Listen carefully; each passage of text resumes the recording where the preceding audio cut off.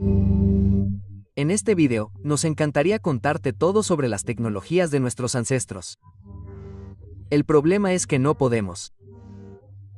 Hay mucho sobre la tecnología que crearon y utilizaron nuestros ancestros que desconocemos, lo que nos impide explicar cómo crearon algunas de sus obras maestras o cómo se les ocurrieron sus mejores ideas. Sin embargo, te contaremos todo lo que sepamos y, con suerte, te inspiraremos para que descubras más en el proceso. Hay mucho que podemos decir sobre el mecanismo de Antikythera. Podemos decirte que es griego. Fue encontrado en medio de un naufragio y tiene aproximadamente 2000 años de antigüedad. Lo que no podemos decirte es cómo funcionaba ni para qué se utilizaba. Y tampoco puede hacerlo ningún experto que haya tenido la oportunidad de examinarlo. Dudamos en describir el dispositivo como un mecanismo de relojería porque tal concepto debería haber sido imposible de entender para la gente de la época, pero tenía un sistema mecánico similar a un mecanismo de relojería que le permitía rastrear la posición de los planetas y las estrellas en el cielo nocturno. El hecho de que se encontrara en un barco podría sugerir que tenía un uso náutico, pero si ese fuera el caso, esperaríamos encontrar dispositivos similares en muchos otros naufragios griegos de esta época. Nunca lo hemos hecho, por lo tanto, podría ser que fuera un invento completamente nuevo cuando el barco se hundió y que su propietario probablemente se lo llevara al fondo del mar. Por lo tanto, no se volvió a crear nada parecido durante casi 1000 años. Hay dos formas de interpretar el pilar de hierro de Delhi, al que a veces se llama pilar de Ashoka. O bien los antiguos indios conocían una forma avanzada de protección contra la oxidación que solo utilizaron una vez, o bien inventaron la protección contra la oxidación por accidente y nunca pudieron reproducir el accidente después de construir el pilar. El pilar de 22 toneladas de altura tiene alrededor de 1500 años de antigüedad y, sin embargo, no se ha desgastado ni oxidado en todos los siglos que lleva en pie. Esto se debe a que tiene una capa muy fina de misa blanca que lo protege del aire y recubre cada centímetro de su superficie. Aunque sería fantástico imaginar que los trabajadores siderúrgicos indios que la fabricaron le aplicaron el revestimiento deliberadamente, es probable que se trate de un feliz accidente que ocurrió durante el proceso de construcción. El pilar se hizo dentro de un primitivo horno de carbón y habría estado expuesto a una combinación de cal, humedad y escoria mientras se le daba forma. La misagüita se habría formado por la reacción química resultante. Independientemente de si fue un accidente o no, la raza humana tardó siglos en dar con algo tan eficaz para mantener a raya el óxido. Dependiendo de a quién o qué creas, la tabla esmeralda es un documento antiguo que ha sido suprimido por las autoridades mundiales porque contiene pruebas de una poderosa tecnología que existió hace miles de años, o es una falsificación increíblemente elaborada. No podemos decirte cuál de esas interpretaciones es la correcta, así que te diremos lo que sabemos. La leyenda de la tabla esmeralda está relacionada con la leyenda de la hermética. Las leyendas dicen que si todos los textos que componen la hermética se juntan en el orden correcto, se revelará el secreto de la creación de oro a partir de cualquier otro metal base. Si crees que esto suena como la leyenda de la piedra filosofal, estás en lo cierto. La mayoría de los textos que componen la hermética están compuestos en griego antiguo o en lenguas indígenas antiguas y se escribieron hace unos 1800 años. La tabla esmeralda es diferente. Tiene más bien 1200 años de antigüedad y parece haber sido traducida del árabe antes que cualquier otro idioma.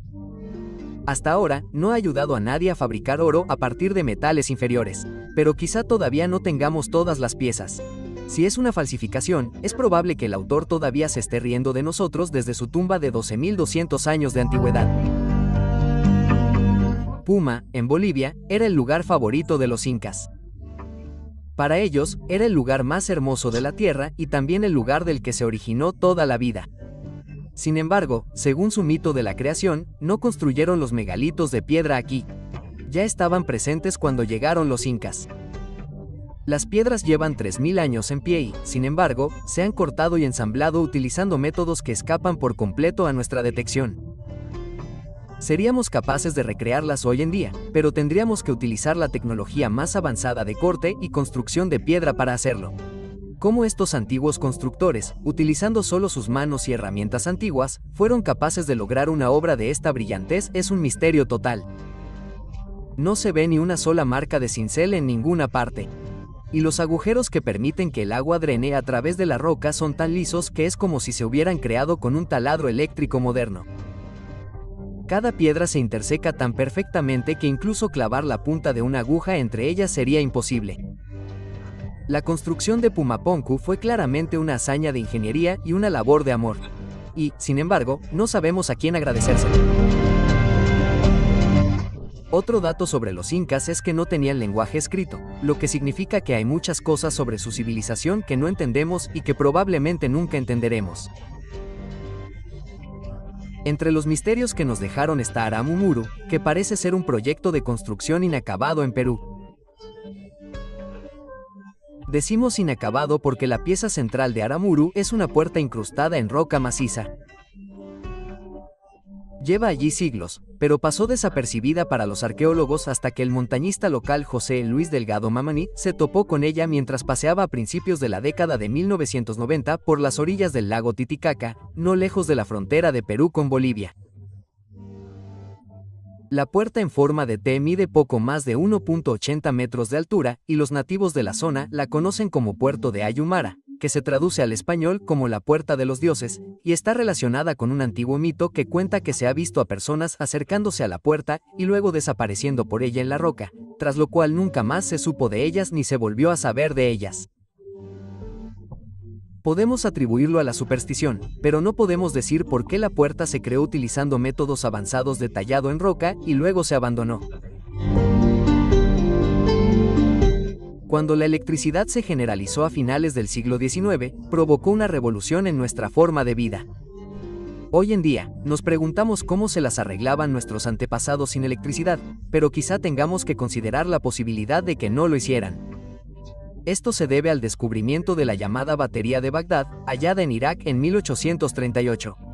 Ya sea por accidente o por diseño, nadie puede negar que este objeto funciona como una batería. Dentro de la vasija de barro hay una varilla de hierro envuelta en cobre. Es posible que el hierro estuviera envuelto en cobre por motivos decorativos. Pero ¿qué sentido tendría eso si la creación resultante estuviera oculta dentro de la vasija de barro? Quizás la pregunta más importante sea ¿qué podría ser este artefacto si no es una batería? El dispositivo se ha probado en estrictas condiciones de laboratorio para determinar si podía generar y mantener una carga eléctrica. Y la respuesta fue un rotundo sí. Habiendo demostrado ese hecho, ahora debemos preguntarnos para qué utilizaban las baterías nuestros antepasados hace 2200 años cuando las fabricaron, y cómo, como especie, logramos olvidarnos de la electricidad durante tanto tiempo. En lo que respecta a los científicos modernos, los rayos de la muerte aún no se han inventado. Son un concepto de ciencia ficción. Arquímedes podría no estar de acuerdo con esa afirmación si viviera hoy, ya que se dice que ideó uno hace casi 2200 años.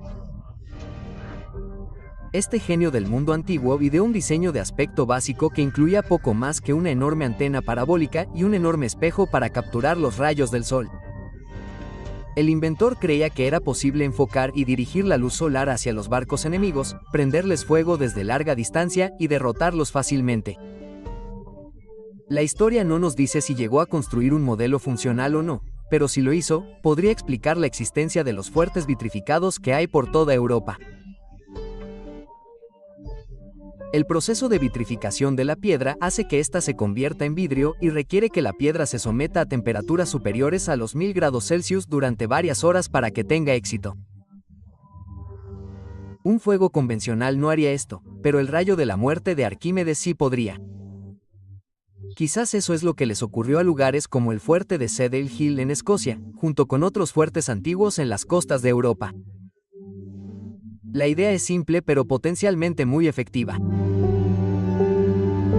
En su época, los vikingos fueron los marineros más consumados del mundo. La gente de la época afirmaba que su habilidad para navegar por el mar se debía al uso de piedras solares. Se decía que estas piedras solares podían localizar la posición del sol incluso después de que se hubiera puesto o cuando estaba oculto por las nubes, lo que habría facilitado mucho la navegación. Las propiedades atribuidas a las piedras las hacen parecer casi mágicas, razón por la que los historiadores tienden a ver el concepto con recelo. A partir de 2010, nos inclinamos más a creer que eran reales. Ese año, se recuperó una piedra solar de un naufragio cerca de las islas del Canal. El artefacto ha sido ampliamente estudiado y se ha demostrado que su estructura de calcita produce una doble refracción de la luz solar que revela su posición incluso cuando no se puede ver a simple vista. Esto explicaría cómo los vikingos pudieron llegar a América del Norte sin la ayuda de una brújula magnética y también cómo pudieron superar a todos sus oponentes en Europa de manera exhaustiva. Todo lo que un capitán vikingo necesitaba era una piedra solar y una brújula solar para ir a donde quisiera cuando quisiera. Durante los años de apogeo del Imperio Romano, los romanos dominaron el arte de fabricar vidrio y hormigón. De hecho, el hormigón que fabricaban es muy superior al que utilizamos hoy en día. El cemento Portland, que es el estándar de la industria en la actualidad, solo duraría alrededor de un siglo en un entorno marino, incluso si se reforzara con barras de refuerzo. Comparemos eso con los antiguos arcos, rompeolas, acueductos y otros edificios romanos que han permanecido en pie durante 2000 años. Incluso en agua salada altamente corrosiva, el hormigón romano permanece intacto. Todo se debe a la forma en que lo hacían. Los romanos combinaban ceniza volcánica y cal para crear mortero, y luego lo mezclaban con roca volcánica como agregado. Puedes encontrar evidencia de esto en la construcción del Panteón y también en los mercados de Trajano en Roma. El uso de esta mezcla significa que el hormigón romano que todavía existe hoy en día está lleno de toberarito, zeolita y filicita.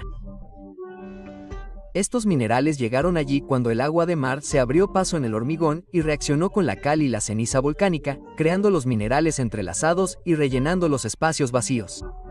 La exposición al agua de mar hizo que el hormigón fuera más fuerte, no más débil. En cuanto a la razón por la que no lo usamos hoy en día, nadie ha sido capaz de obtener la mezcla correcta desde la caída del Imperio Romano. ¿Realmente el maestro del Renacimiento italiano Leonardo da Vinci inventó el helicóptero en el siglo XIV? La respuesta a esa pregunta es más o menos. Da Vinci dibujó un diseño básico para un vehículo al que llamó hélice aérea durante la década de 1480 mientras trabajaba como ingeniero militar para el duque de Milán. A Da Vinci le fascinaba la posibilidad del vuelo propulsado y escribió un manuscrito de 83 páginas sobre el tema. El vehículo similar a un helicóptero es solo una de las varias ideas increíbles del manuscrito, que incluyen un diseño para un paracaídas, un ornitóptero y un ala delta básico. Los trabajos del erudito son técnicamente sólidos. Dedujo correctamente que si las palas de la hélice giraban lo suficientemente rápido, el vehículo se elevaría en el aire. El problema era que Da Vinci no tenía forma de propulsar la hélice. Nadie sabe hasta dónde llevó la idea, pero hay indicios en sus notas de que llegó a crear pequeños modelos funcionales antes de darse cuenta de que no tenía un sistema de propulsión lo suficientemente potente como para que el dispositivo funcionara. En 2022, un dron basado en el plano del helicóptero de Da Vinci finalmente despegó. La máquina de vapor se considera el avance que hizo posible los viajes en tren durante el siglo XIX.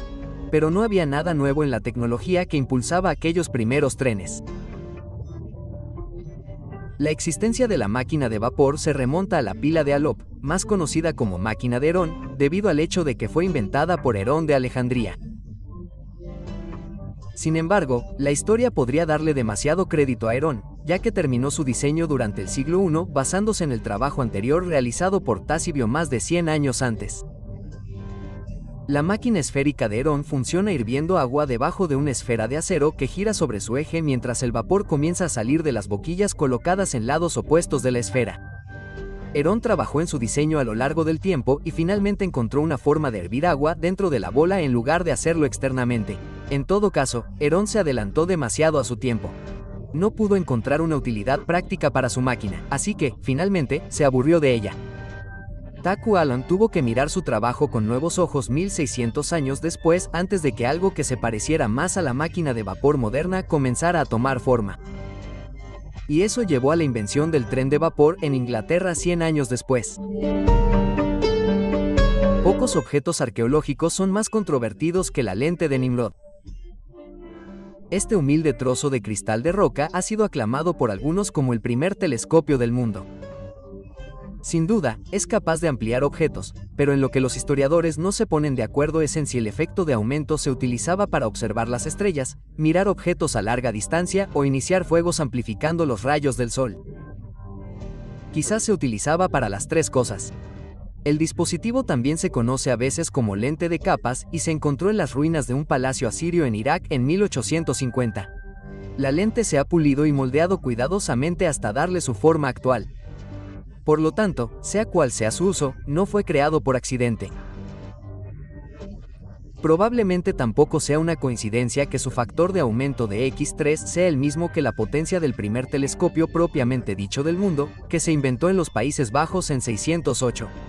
Para entonces, la lente de Nimrod ya existía desde hacía 2600 años. Lo que nos impide afirmar con certeza que fue una forma temprana de telescopio es el hecho de que es único. Nunca se han encontrado otras lentes Nimrod. Eso es un misterio en sí mismo.